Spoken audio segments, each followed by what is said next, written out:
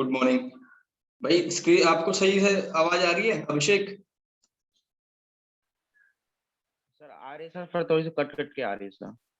कोई बात नहीं। देखो, एक बार सर तब भी सर टेस्ट सुनने का लायक आ रही है सर। जी, मैं एक बार आपको टेस्ट का दिखा देता हूँ किसके कहाँ गलती है, फिर उसके बाद हम कुछ नया करेंगे। ठीक है, आपकी कॉपी के जो जहाँ पे कुछ बच्चों के डाउट थे कि सर गलत सही का पता नहीं चल रहा, टेस्ट में गलत कौन सा है सही कौन सा है। तो अभी आपके दिखाता हूँ। ये कल का टेस्ट था 18 जून, और ये 4 बच्चों ने दिया है। इसमें सबसे टॉप पे है आयुष 31.5।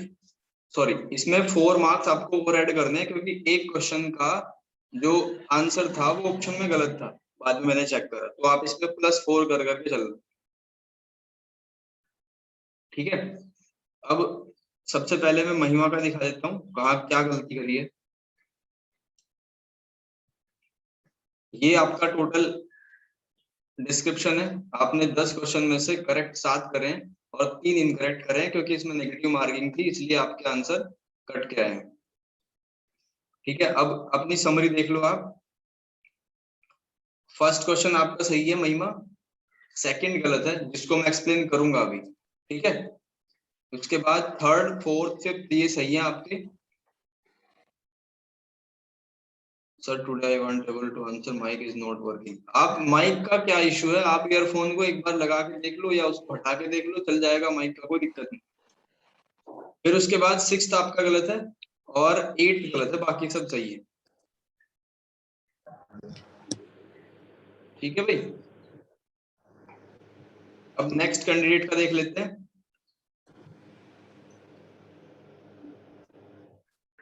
आयुष, आयुष के 35.5 मार्क्स है और जो गलत है, आयुष आपको शो नहीं हो रहे थे क्या गलत? कौन कौन से हैं? चलो देखो, आपका फर्स्ट सही है, राइट साइड में आपको शो हो रहे हैं, जो ग्रीन वाले हैं वो सही है, रेड वाले गलत है। सेकंड गलत है, सॉरी सेकंड एक्चुअल में क्वेश्चन ही गलत है, वो आपका सही है ऐसे समझो। ठीक है, आपका 10th क्वेश्चन गलत हुआ है, बस एक गलत है, बाकी सारे सही है। ठीक है भाई, एक तीसरा कैंडिडेट है प्रिंस। प्रिंस के 23.5 मार्क्स है,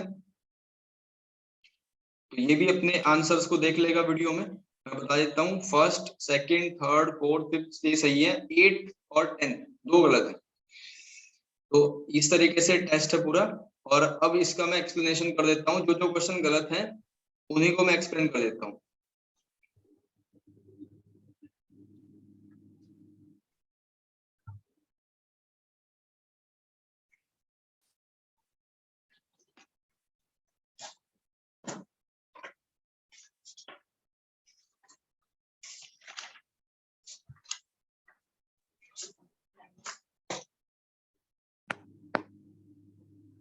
देखो, एक तो 10th वाला क्वेश्चन मोस्टली बच्चों का गलत हुआ है। 10th में कहा था if a b are the roots of the equation, और इक्वेशन है x² plus x plus 1 equals to 0। तो a² प्लस b² की वैल्यू आपको बतानी थी, और उसके 4 ऑप्शन थे, 1 2 -1 और 3। इसका कॉन्सेप्ट सेम 10th क्लास का है। आपने 10th क्लास में क्या पढ़ा हुआ है, sum of zeros alpha plus beta equals to minus B upon A, और alpha into beta C upon A. और यहाँ अल्फा बीटा को इन्होंने पहले ही कह दिया कि आपको ए भी लेके चलना है। ठीक है, ए भी लेके चलना है। और क्वाड्रेटिक इक्वेशन का जनरल फॉर्मेट होता है ax² plus bx plus c equals to 0। ठीक है, अब देखो, अल्फा और बीटा डिस्क्रिप्शन में पहले ही गिवन है, अल्फा इक्वल्स टू ए लेना है, बीटा इक्वल्स टू बी लेना है। तो क्या हो जाएगा, फर्स्ट रिलेशन के अकॉर्डिंग अगर हम देखें तो a plus b equals to coefficient 1 1 है सारे, तो -1 अपॉन 1 जिसको -1 कह सकते हैं, तो ये फर्स्ट हो गया। फिर सेकंड, अल्फा इंटू बीटा यानी कि a into b equals to 1/1, ये भी 1 हो जाएगा। तो अब ऐसा अरेंजमेंट करना है कि a² b² दिख जाएगा। तो एक फॉर्मूला है जो आप 7th क्लास से पढ़ते हो, a प्लस बी का whole square equals to a² plus b² plus 2ab। तो यहाँ a² प्लस b² विजिबल है जो हमें चाहिए, तो a प्लस बी के प्लेस पे क्या रख सकते हैं, -1 का होल स्क्वायर हो जाएगा, और a square plus b square तो निकालना ही है। अब ए भी है हमारे पास, 2 इंटू ए बी, तो -1 एक, ये आप नोट करके कॉपी पे लिख सकते हो, -1 की पावर यहाँ 2 है विच इज इवन नंबर। तो अगर इसकी पावर 2 लाख भी हो, यानी इवन नंबर कुछ भी हो, तो बिना सोचे समझे -1 की वैल्यू रख दो +1। अगर -1 की पावर ओड नंबर हो, ठीक है, ओड नंबर हो चाहे कुछ भी हो, तो आंसर आएगा -1। तो 2 तो एक इवन नंबर है, तो ये आ जाएगा 1 equals to a square plus b square plus 2। अब ये 2 इस साइड में जाएगा तो -1 बन जाएगा, यानी इसकी वैल्यू कितनी आई, -1। तो इसका सी वाला ऑप्शन सही है। ठीक है भाई। ओके एक और क्वेश्चन है, क्वेश्चन नंबर 8। 8 में principal value of the amplitude of 1 plus I, ठीक है, ये 1 प्लस आई है, इसकी हम कंपेयरिंग करते हैं r cos थीटा प्लस आई r sin थीटा से। Comparing the real and imaginary part, we will get r cos theta equals to 1. Also, r sin theta equals to 1. Clear? Squaring and adding both side, so r square cos square theta plus r square sin square theta. In the right hand side, we will get 1 plus 1 equals to 2. In left hand side, we can easily take common r square cos square theta plus sin square theta। ठीक है Prince, cos square theta plus sin square theta की value क्या होती है?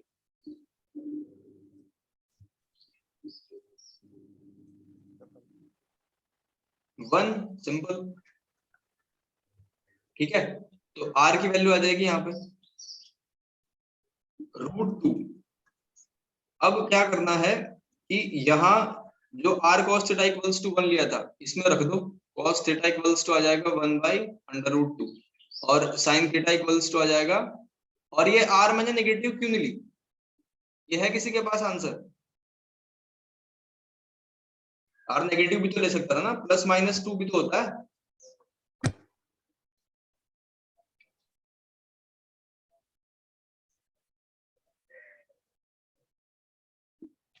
या are जो होगा वो मॉड्यूलस होता है, क्योंकि वो मॉड्यूलस में मॉडुलस, वैल्यू हमेशा पॉजिटिव आती है। बिल्कुल ठीक बात है, r मॉडुलस होता है, यानी कि मोड z के बराबर होता है। और दूसरा अगर लॉजिक आपको देना हो तो ये भी हो सकता है कि r मैंने बताया था जब एर्गेंट प्लेन पढ़ाया, तो ये पॉइंट है p और ये r है डिस्टेंस। तो डिस्टेंस कभी भी, रेडियल डिस्टेंस बोलते हैं इसको, रेडियल डिस्टेंस, तो डिस्टेंस कभी भी नेगेटिव नहीं हो सकती। तो 1/√2। अब यहाँ से एंगल तो निकालना है, तो थीटा क्या हो जाएगा, π/4। थीटा क्या हो जाएगा, π/4। और एक क्वेश्चन जो गलत हुआ है आपका 6th, बस इसके बाद फिर आगे बढ़ेंगे। क्वेश्चन नंबर 6 क्वेश्चन क्या था भाई, इजी सा क्वेश्चन था वो, देखो आई वाला क्वेश्चन था, ठीक है, 1 प्लस आई का होल स्क्वायर, 1 प्लस आई का क्यूब और फिर 1 प्लस आई का पावर 4, बस इसकी वैल्यू बतानी थी।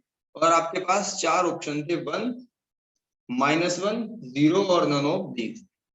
तो इन सब की मल्टीप्लाई करनी है बंधु, बस आई की पावर 2 की वैल्यू -1 होती है, इसी को बेस मान के हम आगे कर लेते हैं। देखो हम फर्स्ट 2 को अगर नेट कर ले तो 1 प्लस आई की पावर 2 प्लस आई की पावर 3 हो जाएगा, और अगर इनको मल्टीप्लाई कर ले तो 1 प्लस आई की पावर 4 और आई की पावर 3 प्लस आई की पावर 7 हो जाएगा। भैया अब भैया तो हाँ जी, वैसे वैसे ही हो जाएगा, मल्टीप्लिकेशन की जरूरत ही नहीं है। आई स्क्वायर की जगह हाँ -1 डालेंगे तो 1 बिल्कुल, -1 0 हो जाएगा, और मल्टीप्लाई करके 0 ही आएगा। बिल्कुल इस स्टेप के बाद भी आप लिख सकते हो और इससे पहले भी लिख दो। देखो 1 प्लस आई तो वैसे ही रहेगा, ठीक है, और आई स्क्वायर की वैल्यू -1 रख दी, बिल्कुल ठीक है। देखो आई स्क्वायर की जगह अगर आप -1 रखो तो पूरा का पूरा खत्म ही हो जाएगा, 1 -1 0, तो पूरा 0 हो जाएगा 1 सेकंड में आंसर। ठीक, ये गलती मत करना। क्वेश्चन को देखो, एमसीक्यू में क्या होता है कि कई बार हमें सोल्व भी नहीं करना होता, आंसर जो 4 ऑप्शन है ना ए बी सी डी, उनके हिसाब से भी हम कर सकते हैं फटाफट। ये ट्रिक काम आती है बहुत। कई बार ऐसा होता है कुछ बच्चों को कॉन्सेप्ट भी नहीं पता, लेकिन क्या होता है कि हिट एंड ट्रायल मेथड, जैसे 1 और 2 दिया हुआ है, यहाँ 2 और 3 रख रख के देख लेते हैं, बहुत सारे क्वेश्चन में सिचुएशन फिट बैठ जाती है। मान लो अगर आपसे पूछे कि कोई 2 जीरोस बताओ जिनका sum alpha plus beta equals to 4 है, और बहुत सारी कंडीशन लिख रखी है क्वेश्चन में, बहुत सारी लैंग्वेज है, तो ये कंडीशन दे रखी है, अब वहां पे रूट्स दे रखे हैं 2 3 2 2, ठीक है, 1 5, इस तरीके से। अब प्रोसेस करने से अच्छा है आप डायरेक्ट रख के देखो अल्फा 2 बीटा 2 सेटिस्फाई हो रहा है। तो कई क्वेश्चन में आपको प्रोसीजर पे नहीं जाना, सिर्फ हिट एंड ट्रायल मेथड का यूज कर सकते हो, लेकिन ये कंपटीशन में चलेगा, आपको एकेडमिक्स में तो लिखना ही पड़ेगा सारा कुछ। और कुछ तो नहीं भाई टेस्ट में? एक बच्चे का एक और क्वेश्चन गलत हुआ था, मैं चेक कर लेता हूँ, मैंने शायद लिखा हुआ है। थर्ड क्वेश्चन एक बच्चे ने अटेम्प्ट नहीं करा। प्रिंस कुमार, बोल दिया करो भाई, मैं आगे बढ़ जाता तो आपका डाउट रह जाता।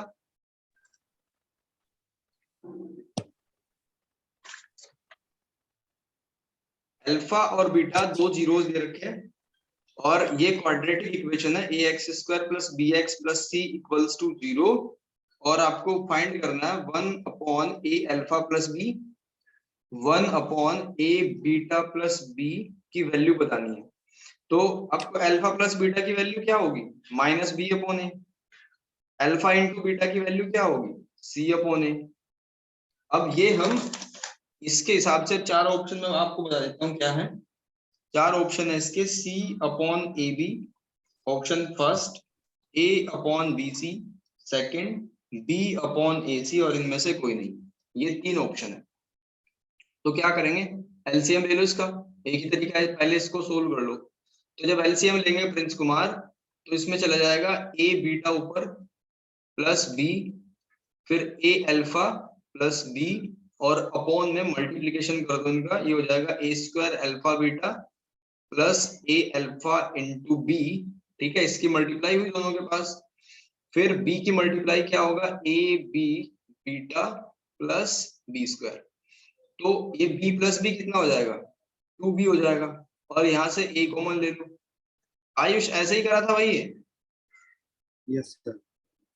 ठीक, अब क्या होगा देखो, a² है हमारे पास, उसमें अल्फा इंटू बीटा है, कोई बात नहीं, b² अकेला है, उसको भी रख लो। फिर ये जो बच गया इसमें से कुछ कॉमन आ जाएगा, a b कॉमन आ जाएगा, तो आपने a b कॉमन ले लिया, अल्फा प्लस बीटा। अब ये जो चीजें हैं जो मैंने अंडरलाइन करी है, उनकी वैल्यू तो आपको पता ही है पहले से ही, बस ये पुट कर देंगे, आंसर आ जाएगा। 2b plus a into alpha plus beta की वैल्यू है -b/a, और a² अल्फा इंटू बीटा की वैल्यू है c/a plus b² plus ab। फिर अल्फा प्लस बीटा आ गया -b/a। बहुत सारी टर्म कैंसिल हो जाएंगी इसमें से, तो ऊपर क्या बच जाएगा, 2b माइनस b, और नीचे क्या हो जाएगा, ac plus b² minus b²। तो इससे कैंसिल हो गया, b/ac आंसर आ गया इसका, ठीक है, थर्ड वाला। चलो अब बढ़ते हैं आगे।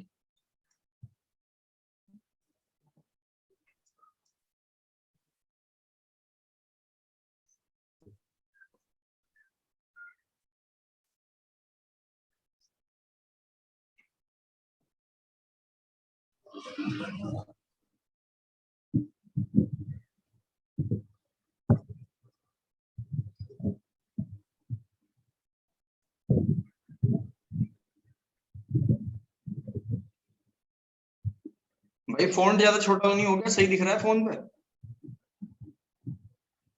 Yes sir. ठीक है, चलो पहले मैं आपको इसकी थ्योरी कराता हूँ पूरी। सेट थ्योरी की आज हम करेंगे थ्योरी, इसी लेक्चर में कंप्लीट कर लेंगे पूरी, ठीक है। और आज ही इसकी एक एक्सरसाइज भी कोशिश करेंगे करने की, सेट थ्योरी की, आर डी शर्मा से। एनसीईआरटी आपने कर ली, अब हमारा टारगेट रहेगा एनसीईआरटी के एक तो ऑप्शनल वाली एक्सरसाइज रिपीट करनी है दोबारा, ठीक है, और आर डी शर्मा की एक एक एक्सरसाइज धीरे धीरे कंप्लीट करेंगे।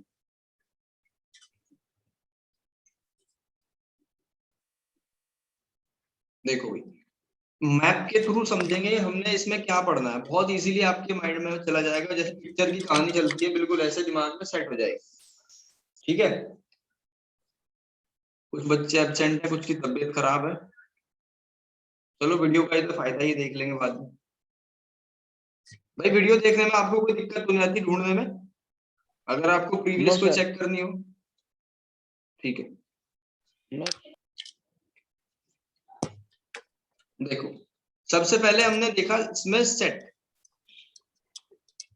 सेट क्या होता है? Collection of well defined object. आपके पास प्रॉपर नोट्स बने हुए होंगे, आप उसको अंडरलाइन करके चल सकते हो। ठीक है, फोन को रख के मत बैठना बस बिल्कुल फ्री छोड़ के, नहीं तो क्या होगा, नींद आएगी आपको, आलस आ जाएगा। कॉपी रखो सामने, टिक करते जाओ कि ये सेट थ्योरी है, ये यहाँ पे हमें कंफ्यूजन था, ये पूछना है। ठीक, सेट थ्योरी, सेट क्या है? एक कलेक्शन है वेल डिफाइंड ऑब्जेक्ट का, बस। और इसमें कुछ एग्जांपल मैंने आपको दिए थे, जो काउंट कर सको, जो डिफाइन कर सको चीजों को, जो एक सेट में रख सको, वो होता है सेट। अदरवाइज वो बाकी नहीं होते। जैसे अच्छे लोग तो कोई किसी के लिए अच्छा है, कोई बुरा है। अगर आपको काउंट करने हो कि अल्फाबेट इन इंग्लिश इंग्लिश तो A to Z तक 26 होते हैं, तो वो काउंटेबल है इजिली। अब इसके टाइप्स देखो, सबसे पहले एक चीज है इसको रिप्रेजेंटेशन, इसका सेट का रिप्रेजेंटेशन। इसके कौन कौन से मेथड मैंने बता रखे हैं आपको भाई, सर एक आपका सेट रिवीजन हो बिल्डर जाएगा फॉर्म तगड़े और वाला। जी, सर रोस्टर था। बिल्कुल, सेट बिल्डर फॉर्म और रोस्टर फॉर्म। तो सेट बिल्डर में क्या होगा, हम वेरिएबल की फॉर्म में लेंगे कि x is that, x is alphabet in English letter, मतलब इनडायरेक्टली बताएंगे। और रोस्टर में ABCDEFGH लिख देंगे। ठीक है, दूसरी बात, अब हम पढ़ेंगे types of set. Types of set, types सबसे पहले क्या बताया था मैंने आपको, number 1 empty set. Empty set के दो और नाम थे, एक तो नल सेट, और तीसरे वाला क्या बताया था, वॉइड सेट। एम्प्टी का मतलब होता है खाली, जिसमें कुछ भी ना हो। ठीक है, जिसमें कुछ भी ना हो उसको कहते हैं एम्प्टी सेट। कोई एग्जांपल दे सकता है आप में से एम्प्टी सेट का?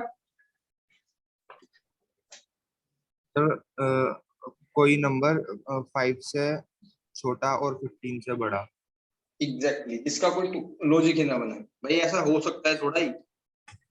ठीक है, 5 से छोटा 15 से बड़ा थोड़ा ही हो सकता है कोई। तो जहां आपको ऐसा लगे कि ये काल्पनिक बातें हैं, ऐसा हो ही नहीं सकता, इसमें कुछ रखा ही नहीं जा सकता, तो उसको कहते हैं एम्प्टी सेट। और इसको शो करते हैं, जीरो को काट दो ऐसे, 5, इसको कहते हैं 5। एम्प्टी सेट के बाद नंबर 2 पे हमें पढ़ना है फाइनाइट और infinite set. Finite and infinite, मजा आएगा आपको, देखो ऐसा रिवीजन करने में, एक ही क्लास में सब कुछ रिवाइज। फाइनाइट और इनफाइनाइट, फाइनाइट का मतलब क्या होगा, जो निश्चित हो। फाइनाइट का मतलब हिंदी में अगर समझो, मदर टंग में ज्यादा अच्छा समझ आता है, जो निश्चित हो। जैसे अल्फाबेट वाला एग्जांपल दे सकते हो, लेटर हिंदी वर्णमाला दे सकते हो, और आपके आसपास बहुत सारी चीजें हैं। आपको काउंट करना है कि हमारे घर में कितने गेट है, विंडो है, वो भी काउंटेबल है। ठीक है ना? तो अगर इसकी डेफिनेशन आपको समझनी हो तो क्या होगा, a set which consist of definite number of element. Definite number of element, ठीक है, definite number of element, simple. और इसका जस्ट अपोजिट क्या है, इनडेफिनिट, मतलब जो निश्चित ना हो। अगर मैं आपसे कह दूं कि नेचुरल नंबर, तो क्या पता कितने हैं, कहां तक है, 1 2 3 अप टू। रियल नंबर बहुत सारे हैं, तो जब तक पक्का पक्का नहीं होगा, रेस्ट्रिक्शन नहीं होगा कि कहां से कहां तक है, वो होगा फाइनाइट। और अगर कुछ भी ना पता हो आगे कहां तक जाना है, वो होगा इनफाइनाइट। ठीक है, नंबर 3 पे बच्चों होता है इक्वल सेट। अब इक्वल सेट क्या होता है, नाम से ही पता चल रहा है, तो बराबर हो। ठीक है, A इक्वल्स टू बी, जहां A एक सेट होगा अगर उसमें मान लो 1 2 3 एलिमेंट हो, और B सेट में 2 1 3 एलिमेंट हो। एलिमेंट सेम होने चाहिए, डजंट मैटर, ऑर्डर नहीं मैटर करता बिल्कुल भी। ठीक है, ऑर्डर आगे पीछे और चलेगा, कोई दिक्कत नहीं। इक्वल सेट हो गया। अब ये बताओ मुझे, एक मैं सेट लिख रहा हूं यहाँ, क्या ये दोनों इक्वल होंगे?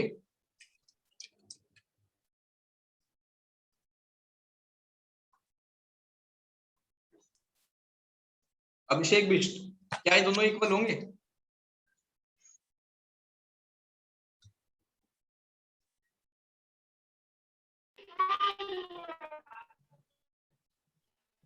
भाई इक्वल Yes, सेट ही sir. तो पूछा है, इक्वल है। और प्रिंस कुमार, आप भी बताओ। No, sir. इसका आंसर नो ही सही है भाई। इक्वल कैसे है अभिषेक? इसमें वन क्या, इसमें वन कहाँ है? मैंने कहा equal number of equal element होने चाहिए। सर मेरे को 1 सर दिखा नहीं है ना सर, बाकी सब 3 दिखे। चलो आगे देखो, फोर्थ वाला। फोर्थ क्या है हमारा? Singleton set. आयुष बताओ सिंगलटन क्या होता है? तो जिसमें एक ही एलिमेंट हो। बहुत बढ़िया, जिसमें एक एलिमेंट हो, मान लियो ए एलिमेंट है बस। तो ये हमने पढ़ लिया टाइप ऑफ सेट, सेट को प्रेजेंट करने का तरीका सीख लिया। अब किसका नंबर है? सबसेट का। ठीक है, सेट के बारे में सीख लिया। अब कैप्टन खत्म हो गया, अब चलेगा वाइस कैप्टन। सबसेट, सबसेट क्या होता है? कोई डिफाइन करेगा? महिमा।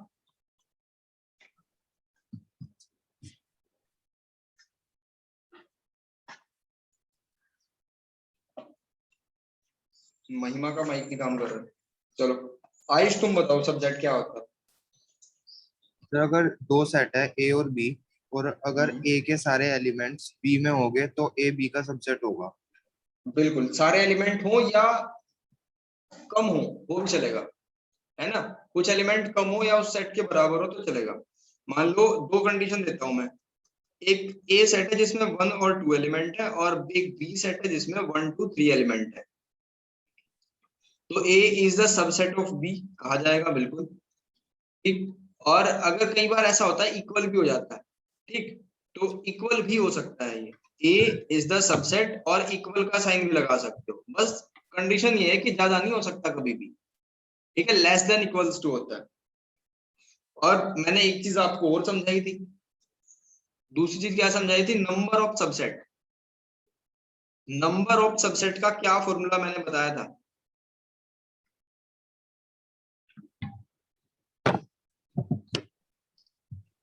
मान लो एक सेट है आपके पास 1 2 3, तो इसके सबसेट कितने होंगे? प्रिंस कुमार।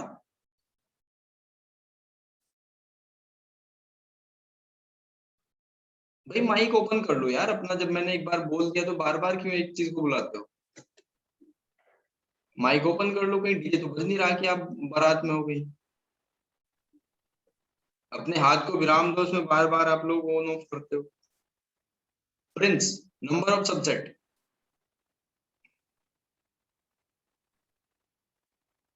नहीं पता? आयुष आप बताओ। सर 8 होगा। जी, 8 होंगे, और इसका फॉर्मूला है 2 की पावर n। आपको काउंट करने हैं सबसेट, तो लिखने की भी जरूरत नहीं है, आप डायरेक्ट देखो 1 2 3, n की जगह आपने 3 पुट कर दिया तो आंसर आ जाएगा 2 की पावर 3 का 8। ठीक है, अगर लिखने के लिए आ जाए लिस्ट द नंबर ऑफ सब, list and number of subset, उनको बताओ कि कौन कौन से हैं, तो क्या हो जाएगा? एक तो 1 हो जाएगा इसका सबसेट, एक 2 हो जाएगा सबसेट, एक 3 हो जाएगा, फिर 1 2 बनेगा, फिर 2 3 बनेगा, और 1 3 बनेगा, और 1 2 3 बनेगा, और एक रह जाएगा 5। 5 is the subset of each set. प्रत्येक सेट का सबसेट होता है 5। ये क्लियर हो गया? इसी के बाद मैंने जस्ट आपको पढ़ाया था पावर सेट। स्टार करके यहीं पे लिख लो, पावर सेट। पावर सेट क्या होता है?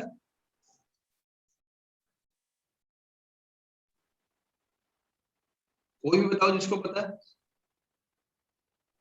सर सेट, इस सेट के सभी सबसेट का एक सेट होगा। करेक्ट। पावर सेट, मान लो अगर ए सेट है हमारा, इसको ए मान लिया, तो इसके जितने भी सबसेट है ना वो सारे एक सेट में रख दो, वो सारे एक सेट में रख दो, तो बन जाएगा पावर सेट। ठीक है, तो ये बन गया आपका पावर सेट। क्लियर हो गया? आगे बढ़ो। फिर मैंने आपको छोटा सा एक टॉपिक बताया था इंटरवल का। इंटरवल, इंटरवल पढ़ाए थे मैंने 4 प्रकार के।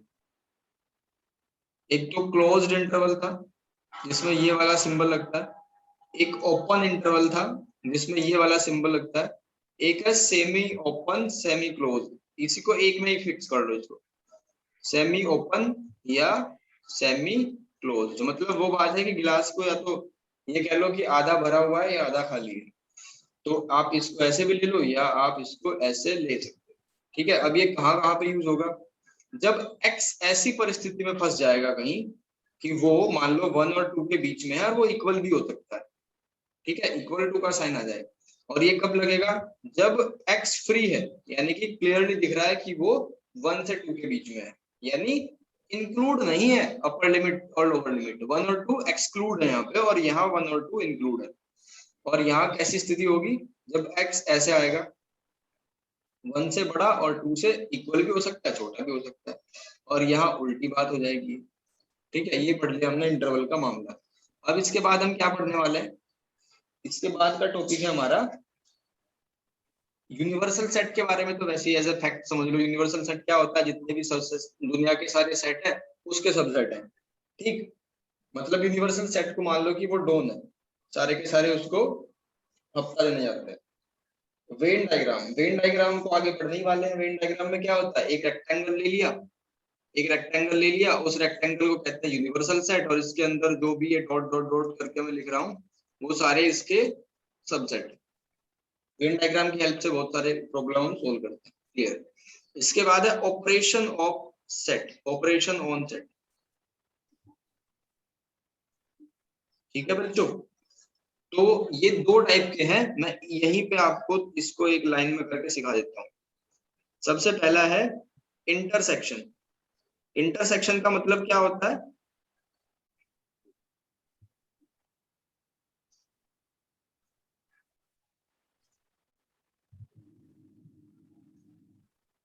इंटरसेक्शन का मतलब होता है कॉमन।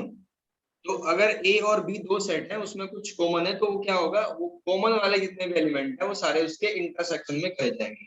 जैसे फॉर एग्जांपल ये सिंबल होता है इंटरसेक्शन का बच्चों। अगर ए में 1 एलिमेंट है और बी सेट में 1 और 2 एलिमेंट है, तो इनका इंटरसेक्शन क्या होगा, 1, यानी कि जो इनमें कॉमन है वही इंटरसेक्शन होगा।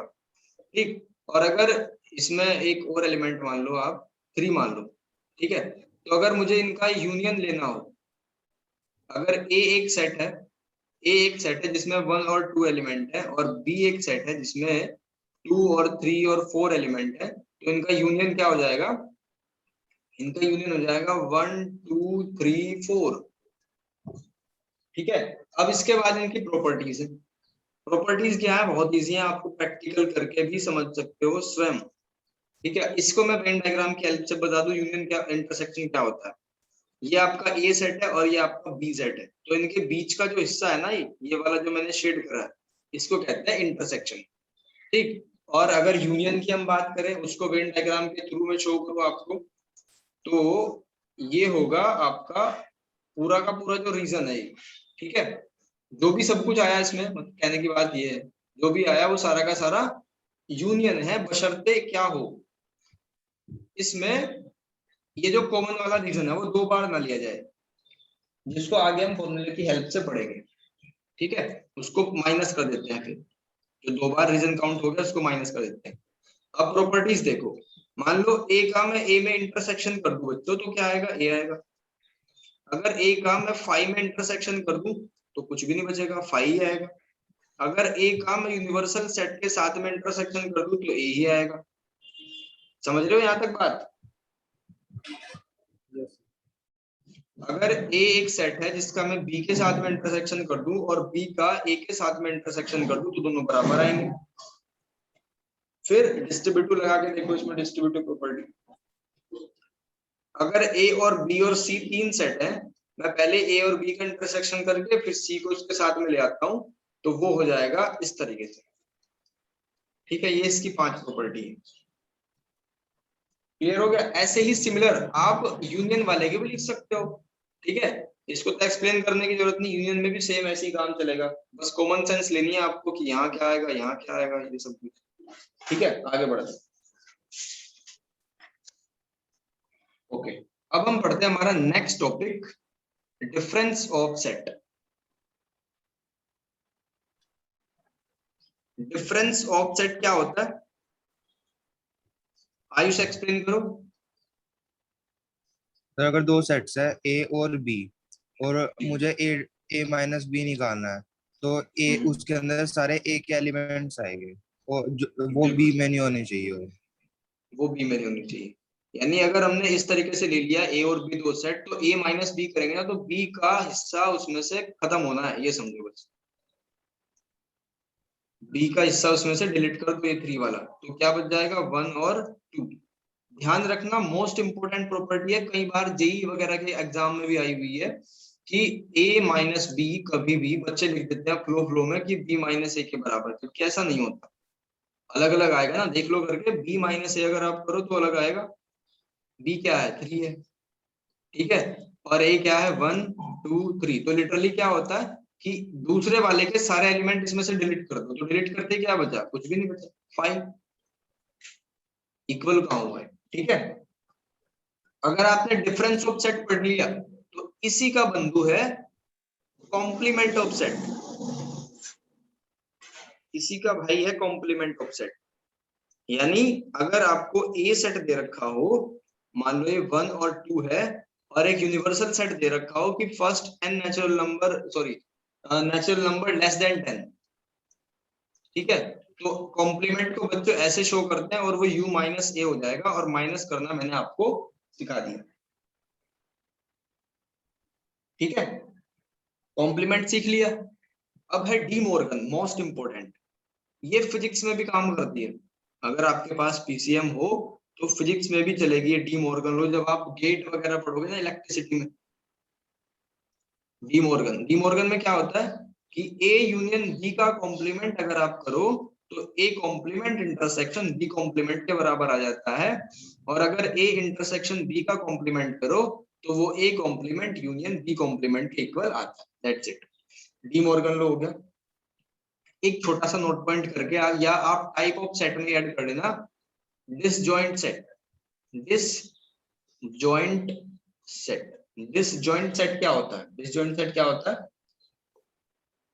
कि अगर ए सेट है और एक बी सेट है, अगर उसका इंटरसेक्शन करो तो कुछ ना आए 5, ठीक है, यानी कि उनमें कुछ भी एलिमेंट सिमिलर नहीं होना, सेम नहीं होना चाहिए। जैसे अगर मैं ए सेट लेता हूं 1 और 2, और एक बी सेट लेता हूं 3 और 4, तो कुछ भी कॉमन नहीं है, तो ये होगा disjoint set.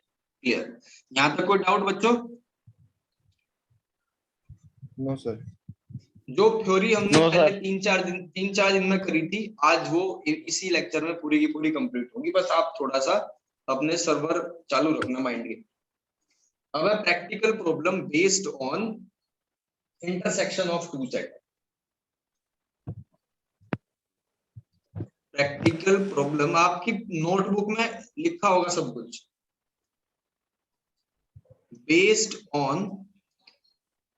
Based on intersection of two set, intersection of two set. अब यहां काम करेगा हमारा वेन डायग्राम, ठीक है। वेन डायग्राम कैसे काम करेगा, देखो मान लो ये हमारा एक हुआ रेक्टेंगल, ठीक है, बढ़िया बन गया रेक्टेंगल। तो फिर हम क्या करेंगे, हमें इसमें दो बनाने हैं सर्कल, ये भी ठीक बन गया, और ये भी ठीक बन गया। चलो ये ए सेट है, और ये बी सेट है, और ये हमारा यूनिवर्सल। तो इंटरसेक्शन का क्या मतलब है, दोनों का कॉमन, तो ये है दोनों का कॉमन रीजन, ठीक है भाई, ये दोनों का कॉमन रीजन है। ये इंटरसेक्शन का, ये तो मैंने आपको बता ही दिया था शायद पहले, इसको इंटरसेक्शन को काट दो, ये यूनियन कर दो यहाँ पे, शायद मैंने पहले ये लिखवाया, वो करेक्ट कर देना, यूनियन। मान लो आपको नंबर ऑफ एलिमेंट ए पता है, कुछ एन ए है, नंबर ऑफ एलिमेंट बी पता है, वो एन बी है, तो आपसे किसी ने पूछा कि बताओ इन दोनों में कितने एलिमेंट है, ठीक है, इनमें दोनों में कितने एलिमेंट है, तो इसका क्या होगा n A union B, simple सा कोई भी बता देगा, एन ए कर दो और एन बी कर दो, लेकिन इनके बीच में कुछ कॉमन भी तो है रीजन, इस कॉमन रीजन को क्या कहते हैं बच्चों, ए इंटरसेक्शन बी, तो इसमें से ये एन ए इंटरसेक्शन बी हो जाएगा माइनस। क्लियर हो गया, फॉर्मूला रटने की कोई जरूरत नहीं। अब एक बात और है, अगर ऐसा हो, कैसा हो कि डिसजॉइंट सेट वाली स्थिति हो, बताओ क्या होगा इसमें डिसजॉइंट सेट वाली स्थिति। Number of elements A plus number of element B. बिल्कुल, डिसजॉइंट का मतलब होगा कॉमन तो है ही नहीं, तो ये वाला पोर्शन जाएगा डिलीट। तो n A union B equals to n A plus n B. Clear? ठीक है भाई। ओके, अब 3 सेट है, 3 अगर है तो उसमें क्या करेंगे, तो 3 में क्या होगा देखो, उसका एक फॉर्मूला है जो डायरेक्टली आपको याद रखना है। ये थोड़ा स्क्वायर टाइप बन गया तो एडजस्ट कर लेना आप।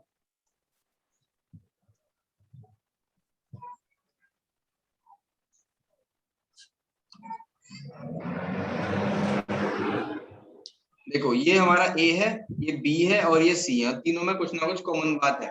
तो हमें ये हमसे ये पूछा गया है कि बताओ तीनों में सारे जो एलिमेंट हैं n A union B union C क्या होंगे। तो इसका फॉर्मूला क्या है, फॉर्मूला है इसका n A plus n B plus n C. पहले तीनों को जोड़ दो और फिर जो भी इनका कॉमन रीजन है वो माइनस कर दो, क्योंकि ए और बी में भी तो कुछ कॉमन है। ठीक है, तो ये हो जाएगा माइनस ए इंटरसेक्शन बी। अब देखो ध्यान से, बी और सी में भी कुछ कॉमन है, तो ये क्या हो जाएगा बी इंटरसेक्शन सी। अब फिर देखो ए और सी में कुछ कॉमन है क्या, बिल्कुल है भाई, तो ए और सी भी कॉमन हो जाएगा।